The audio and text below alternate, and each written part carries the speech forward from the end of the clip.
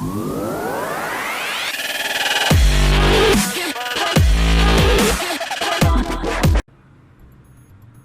విశ్వనాథ్ ఒకప్పటి hot beauty. ఎన్నో hit సినిమాల్లో నటించింది. ఘరానా మొగుడు సినిమాలో మెగాస్టార్ చిరంజీవితో వాణి విశ్వనాథ్ చేసిన వానపాట అప్పట్లో ఓ ఊపు ఊపింది. కెరీర్ పీక్ లో ఉన్న టైంలో తెర మీద కనపడకుండా పోయింది. తన వ్యక్తిగత విషయాల గురించి చాలా కొద్ది మందికి మాత్రమే తెలుసు. ఆవిడ భర్త గురించి, సినిమాని తలపించే వాళ్ళ లవ్ స్టోరీ గురించి ఆసక్తికరమైన విషయాలు మీకోసం. వాణి విశ్వనాథ్ కేరళ. ఆమెకు బాగా గుర్తింపు తీసుకొచ్చింది మాత్రం తెలుగు చిత్ర పరిశ్రమ. సినిమాలు చేస్తున్న సమయంలోనే మలయాళ విలన్ మరియు నిర్మాత అయిన బాబురాజ్ ని పెళ్లి చేసుకుంది. వీరిద్దరిది ప్రేమ వివాహం.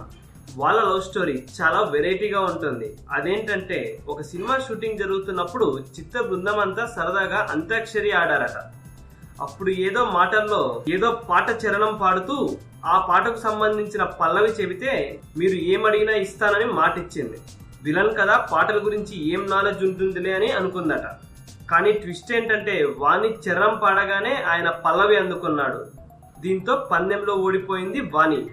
ఏం కావాలి అని అడిగితే తర్వాత చెబుతానని చెప్పాడట.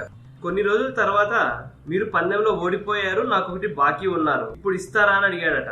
నేను మిమ్మల్ని ప్రేమిస్తున్నాను, పెళ్లి చేసుకోవాలని ఉంది అని అడిగాడట. దీంతో ఒక్కసారిగా షాక్ గురైంది వాణి విశ్వనాథ్. కొద్దిగా టైం కావాలని అడిగి బాబురాజ్ గురించి మొత్తం తెలుసుకొని, తన వ్యక్తిత్వం, అలవాట్లు దగ్గర నుండి చూసి తనతో కొన్ని రోజులు ట్రావెల్ చేసిన తర్వాత అన్ని నచ్చటంతో పెళ్లికి ఓకే చెప్పేసింది. అలా వాణి విశ్వనాథ్ లవ్ స్టోరీ సక్సెస్ అయి పెళ్లి పీటలకు ఎక్కింది.